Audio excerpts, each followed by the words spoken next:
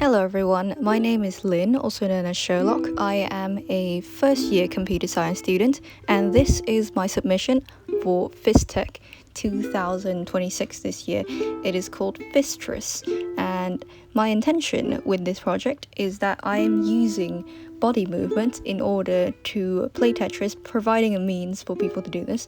My intention was to make Tetris as arduous to play as possible. So here you go, this is the idea that I'm trying to create. You have the rotate blocks left and right, and you have the move blocks left and right assigned to each of the corners of the screen. You have to move there in order to make the blocks move. Hard drop, which is that you have to jump up and then land within a specific time frame. And then you also have soft drop, which means that you have to sit down and avoid the top half of the screen. These are the basic movements of a game of Tetris. I am excluding hold and rotating 180. I want to reduce it to the most basic functions that Tetris has. I'm assuming that you already have Python and Git on your device in order to do this. If you haven't, you can go online and then install them. So first of all, in order to start out this project, you will need to git clone my GitHub project, which is the link right there, github.com/SherlockWalker/PhysTris. Then you will want to cd into the folder itself. And then once you've done that, you will need to install all these dependencies using pip install. Because I already have these dependencies installed on my device, I am not going to do that on the screen. Next, you will need to run this command, uvcorn server app reload. What that does is that it will start running the program. Now, as you can see on the right here, it will show you a link which you can then access in order to open up the camera itself. Now, while we're here, you will see that the camera will take about 20 seconds something in order to start up, but you need to ensure that you have a working camera at least. The camera will boot up like this. Hi, this is me. And I will now explain the basic movements of what PhysTris needs. So first of all, what you have to do is open your favorite Tetris platform playing. In this case, I'm using Tetrio. Thank you, Usk, the person who made this game, so that I can use it as for this demo. I've been playing on this platform for at least 208 hours already of my life. So first of all, you may want to take a look at the keybind bits below, which says move left, move right, rotate left, rotate right, soft drop, and hard drop. Those are the 6 main controls that you will need to be concerned with. You can change those keybinds and then press apply below in order for them to have the settings applied. The complete version of Tetris. So as you can probably see, I'm going to try and stand for enough so that you can see me.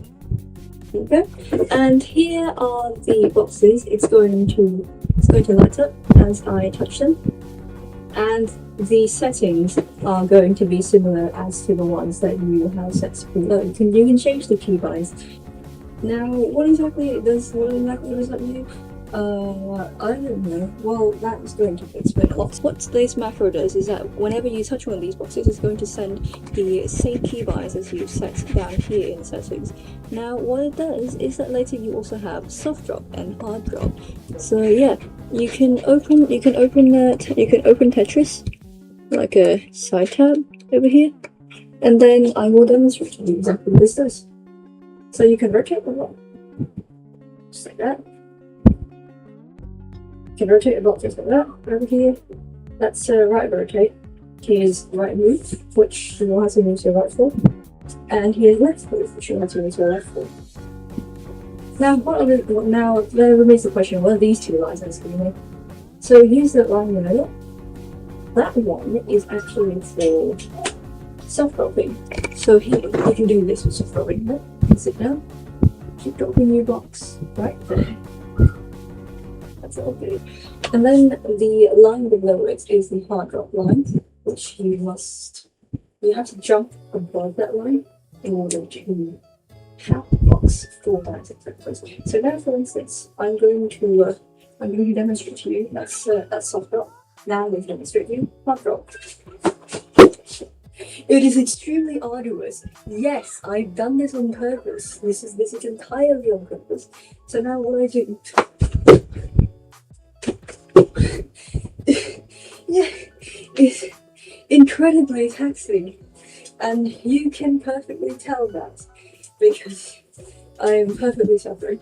So essentially, what I can do is just try to construct and clear mine.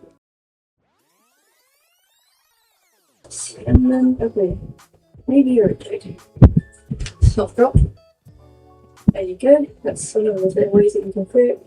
Over here, over here. Now it's the point of let's go. So, and then I'll drop back in. Now you can notice that there's a square that says hold over there, but I haven't gotten to doing it. Now I'm going to commit to spin. Just for fun. Just for little funsies. Yeah, I mean, essentially, the thing is that it doesn't spin really well. That's one of the things that I've managed to find out. So, yeah. That's pretty much the end. That's pretty much the end of my demo, but you can also change the keybinds below here. So if you were to want to use maybe the left key, the right key, then move left, move right, soft drop, hard drop, you can change it to any key you want and then just press apply. So for instance, what if I were to turn this into R, which is not my keybind? You will see that I will be unable to move right at all. See?